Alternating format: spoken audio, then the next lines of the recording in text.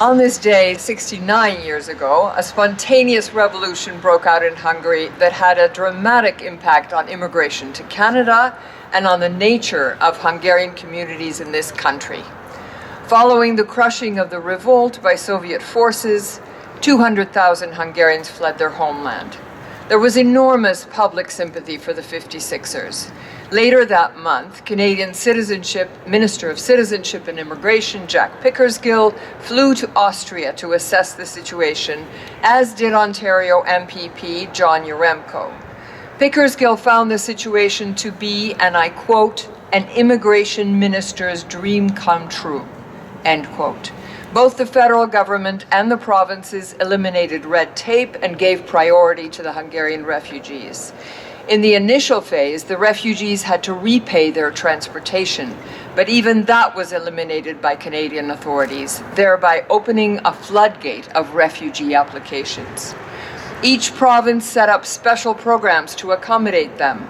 The University of British Columbia was the first to offer haven to 285 students and 29 professors of the forestry faculty at the University of Sopron. The number of refugees in Canada reached 37,565, with more than the majority, 19,000, settling in the province of Ontario. Unlike previous immigrants who contemplated leaving their country before doing so and determined in advance their general plans for the future, these refugees had no advance warning that the revolution would take place and end as it did.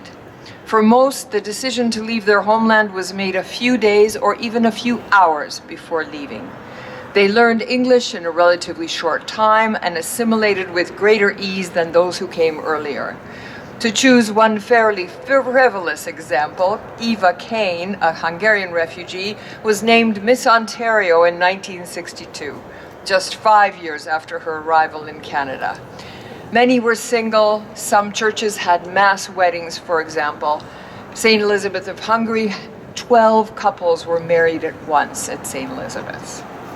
Most of the refugees came from urban centers of Hungary and were educated either in technical fields or were university students. Ferenc Hasenfratz, or Frank as he later became, arrived with the clothes on his back and deep technical knowledge about the tool and die making industry. The company he founded, Linamar Corporation, today has 33,000 employees in 19 countries and is the second largest auto parts manufacturer in Canada. In addition to establishing businesses, the refugees made substantial contributions in the field of arts, founded theater groups, and became television and film producers and directors. This new wave of refugees even changed eating habits, creating the first sidewalk cafe in Toronto. 3 years after their arrival, the government of John Diefenbaker requested a survey be conducted to find out how many of the Hungarian refugees were still on government support. To their great surprise, they found that only 6 refugee families from Hungary were on welfare. Looking at cultural institutions, businesses, organizations in Ontario, one is struck by the variety of talent and knowledge they brought with them. Hungarians have in many ways offered the very best of their traditions in the multicultural mosaic of their adopted homeland. There are few areas of Canadian business, scientific, medical engineering, academic or cultural life in which individual Canadians of Hungarian origin have not left their mark.